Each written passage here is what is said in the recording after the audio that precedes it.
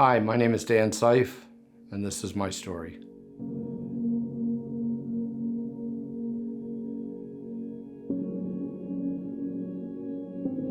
I was born in Kensington, moved up to Northeast Philly in the 70s. My parents, they did the best they could for us. I was a pretty good student, but a lazy student. I was more interested in going outside and playing sports when I got home versus studying more.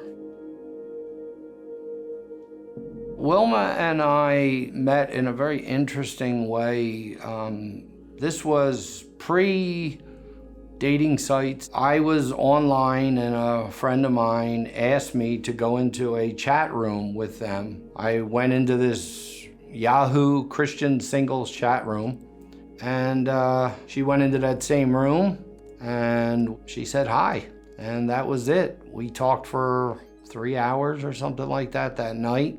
And we met on November 26th of 2001, and we got married October 21st of 2006.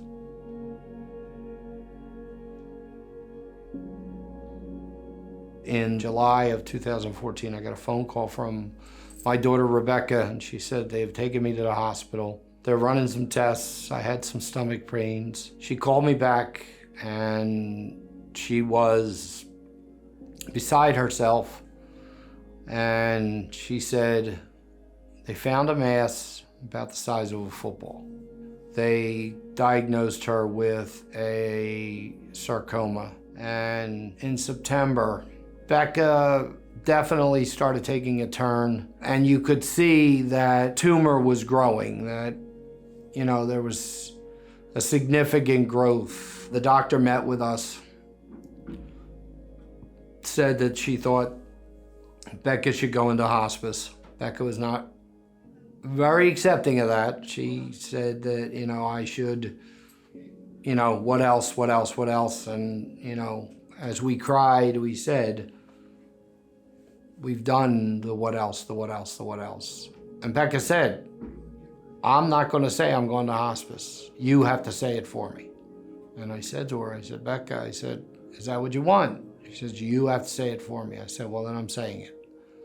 So that Friday, she drove in an ambulance to the hospice center. And a few days later, Becca was comatose.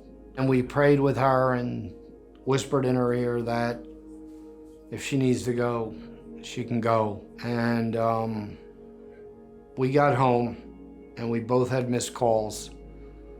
We found out that she had passed it a little after 1, about an hour later.